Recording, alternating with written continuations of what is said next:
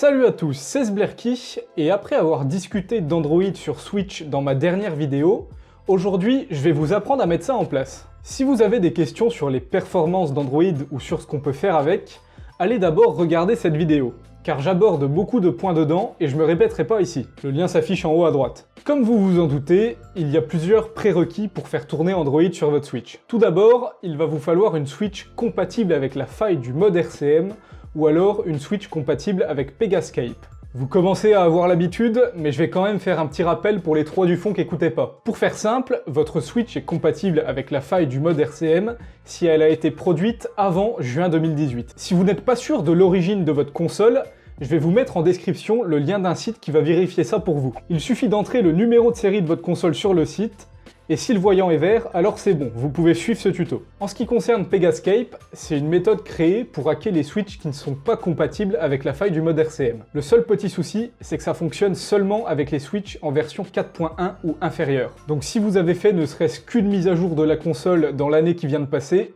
vous êtes niqué pour plus ou moins longtemps. Une fois que la question de la compatibilité de la Switch est réglée, si vous êtes toujours là, c'est que normalement, vous pouvez suivre le tuto. Donc maintenant, il va falloir vous procurer une carte SD spécialement pour Android. Vous ne pourrez pas utiliser la même carte SD que celle où vous avez déjà les fichiers pour votre CFW si vous avez déjà hacké votre Switch. En ce qui concerne la taille, elle doit être de minimum 16 Go, et pour la vitesse, il faut prendre la plus rapide possible. Car en fait, la vitesse d'Android dépendra de la vitesse de votre carte SD. Si elle est trop lente, vous ne pourrez même pas finir la configuration de base d'Android. Quand vous aurez votre carte SD en main, il va falloir se rendre sur le site dans la description pour télécharger l'image d'Android que vous allez graver sur votre carte SD. Choisissez l'image correspondant à la taille de votre carte SD. Si après avoir installé Android, vous trouvez que ça rame trop, vous pouvez essayer de prendre une image d'une taille plus petite que celle de votre carte SD. Ça résoudra peut-être le problème. Et tant que vous êtes sur internet, profitez-en aussi pour aller télécharger le logiciel Etcher. Là aussi, le lien est en description. Etcher va vous permettre de graver l'image sur votre carte SD. Donc une fois dedans, vous sélectionnez d'abord l'archive de l'image que vous voulez graver. Pas besoin de décompresser l'archive, Etcher s'en occupe très bien. Ensuite, vous sélectionnez votre carte SD. Généralement, elle est sélectionnée automatiquement, mais vérifiez quand même que c'est la bonne. Puis, vous lancez le processus. Ça peut être plutôt long. Donc vous pouvez en profiter pour vous abonner à la chaîne si ce tuto vous est utile. Enfin, moi je dis ça, je dis rien. Quand c'est fini, si Windows vous propose de formater la carte SD pour pouvoir la lire, surtout vous refusez. Et maintenant, il va falloir aller sur le site de GApps, lien en description, pour aller télécharger le bon fichier GApps pour avoir les applis de Google préinstallées sur votre Android. Vous sélectionnez donc ARM64, 8.1, stock, et vous téléchargez ensuite le fichier que vous placez dans la première partition de votre carte SD. Sur les deux partitions que vous avez, c'est la seule qui est accessible sans avoir à formater normalement. Si vous voulez que votre Switch soit reconnu comme un Nvidia Shield et vous permette de lancer des jeux de votre PC en streaming directement sur Android, il va falloir télécharger l'archive Shieldifier sur le même site que là où vous avez pris votre image. Et donc là aussi, vous la mettez sur la première partition de votre carte SD. Si vous comptez jouer sur Android avec vos Joy-Con, je vous conseille aussi de prendre l'archive Joy-Con-Fix, toujours sur le même site, et là aussi, vous la mettez sur la première partition de votre carte SD. Maintenant, il va falloir aller faire un tour sur GitHub pour télécharger EKT si vous l'avez pas déjà. Car oui, on va utiliser EKT pour booter sur Android, comme on l'avait fait pour l'AK. Le lien est en description. Une fois sur GitHub, vous prenez l'archive la plus récente, et une fois dans cette archive, il va falloir copier le fichier bin sur votre PC. C'est ce fichier que vous allez injecter sur votre Switch. Une fois que ceci est fait, il va donc falloir booter votre Switch sur EKT.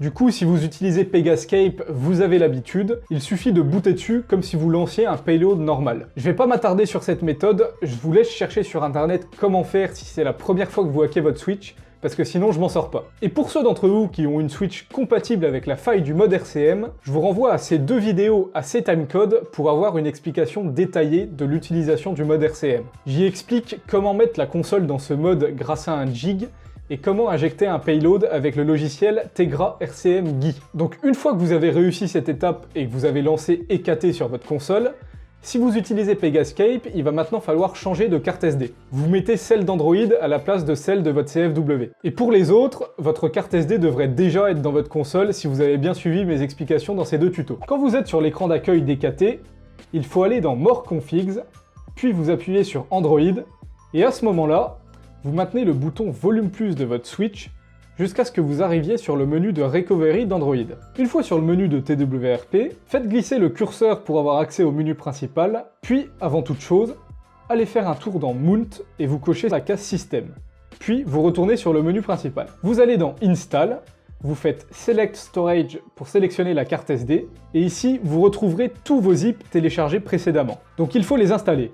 Pour ça, vous cliquez sur le zip, et vous faites glisser le curseur pour le flasher. À la fin du flash, vous cliquez sur Retour pour flasher les autres zips, et quand vous les avez tous flashés, sur le dernier écran, au lieu de cliquer encore une fois sur Retour, vous cliquez sur Wipe Dalvik Cache. Une fois de retour sur le menu principal, vous allez dans Reboot, puis Power Off, et vous dites que vous voulez pas installer l'application. Votre switch va s'éteindre, et il faut à nouveau lancer EKT dessus. Une fois sur EKT, vous retournez sur More Configs, puis Android, mais cette fois-ci, pas besoin de maintenir le bouton de volume. Et normalement, au bout de quelques instants, LineageOS se lance. Vous allez maintenant pouvoir effectuer la configuration initiale d'Android, comme sur une tablette ou un téléphone. Pour finir ce tuto, je vais vous apprendre à mettre en place un serveur FTP pour transférer facilement des fichiers sur votre Switch. Car connecter un câble entre votre Switch et votre PC suffira pas.